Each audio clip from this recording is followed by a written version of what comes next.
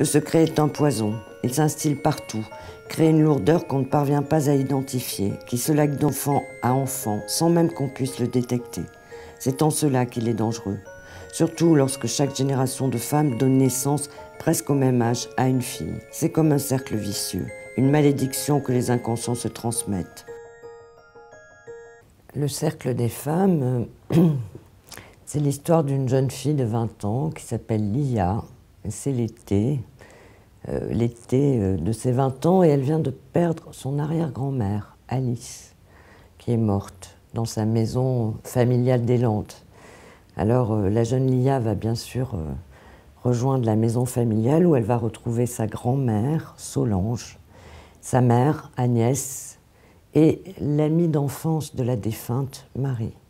C'est une tribu de femmes. D'ailleurs, Lia a été élevée par cette tribu de femmes.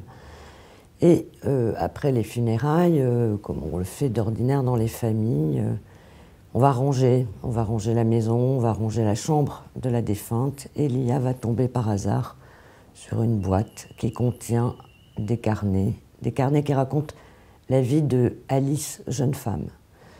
Et là, Lia fait une découverte qui la stupéfie. Elle découvre un immense mensonge. Un mensonge qui a été patiemment et tenacement tenu secret pendant 60 ans par Alice. Et ce mensonge fait voler en éclats la légende familiale qu'on a transmise de génération en génération de femmes.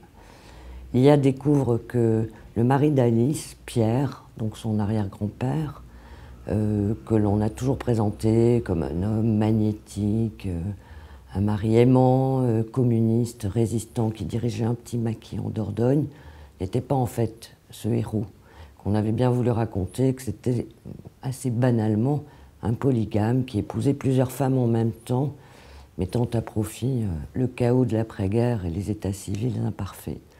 Pourquoi n'ai-je pas refermé cette boîte à chaussures? Pourquoi ai-je eu envie de regarder le reste?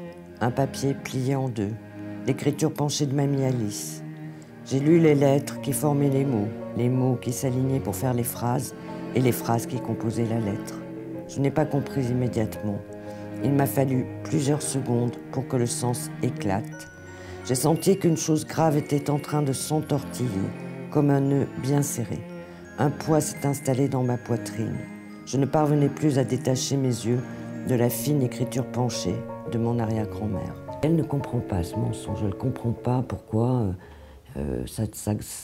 son arrière-grand-mère a inventé cette histoire, qu'est-ce qui était si difficile à dire. Et donc Lia décide de poser des questions.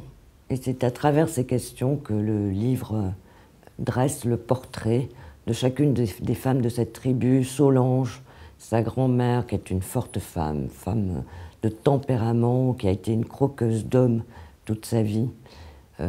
Agnès, sa mère, qui est une mère aimante un peu à l'excès, qui l'a un peu étouffée, et qui est une brillante paléontologue, mais qui a été une piètre amoureuse incapable d'avoir une histoire d'amour un peu construite, y compris avec le propre père de Lia.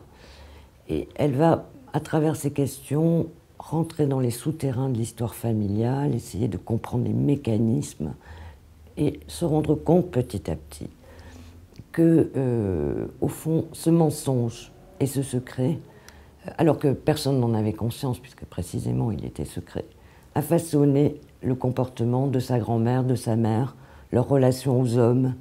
Et dans cette famille, les hommes n'ont pas eu droit de citer, on ne leur faisait pas confiance. Ils étaient disqualifiés, ils faisaient peur, on les prenait, on les jetait, on n'osait pas s'engager avec eux. Et Lia a très peur d'être elle-même prisonnière de cette espèce d'héritage. Elle n'en veut pas, elle veut tracer sa propre route. Voilà, et c'est cette histoire, comment une jeune fille arrive à travers tous ses parcours de vie, ce qu'elle en comprend, ce qu'elle comprend de la douleur, qu'est-ce qu'on en fait, comment on peut revivre après un chagrin d'amour. C'est tout ce parcours qui est raconté par Lia, parce qu'elle espère briser le cercle des femmes et pouvoir tracer et inventer sa propre vie.